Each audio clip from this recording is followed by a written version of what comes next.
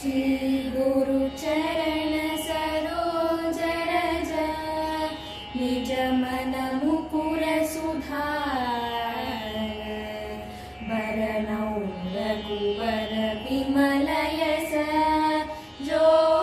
दायक फल चारि बुद्धिहीन तनु जानिके सुमिरौ पवन कुमार बल बुद्धि विद्या देहु मोहि हरऊ कलेश विकार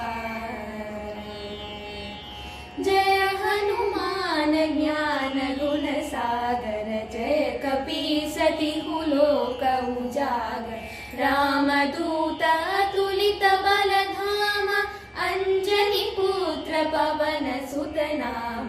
महावीर विक्रम बजरंगी कुमति निवार सुमति के संगी कंचन वरद विराज सुवेशा कानन कुंडल कुंचित केश हाथ वज्र ध्वजा विराजे कांधे मूंज जनेऊ साजे शंकर सुवन केसरी नंदन तेज प्रताप महाजगवंदन विद्यावान गुणी अति चातुर राम काज करिबे को आतुर प्रभु चरित्र सुनिबे को रसिया राम लखन सीता मन बसिया राम लक्ष्मण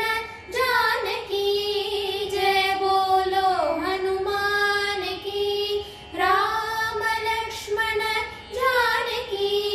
जय बोलो हनुमान की सूक्ष्म रूप धरि सियहि दिखावा विकट रूप धरि लंक जरावा भीम रूप धरि असुर संहारे रामचंद्र के काज सवारे लाय सजीवन लखन जियाए श्री रघुवीर हर्षि उर लाए रघुपति कीन्ही बहुत बड़ाई तुम मम प्रिया भरत सम भाई सहस्र बदन तुम्हरो यस गावे अस कहि श्रीपति कंठ लगावै सनकादिक ब्रह्मादि मुनीसा नारद सारद सहित ईश यम कुबेर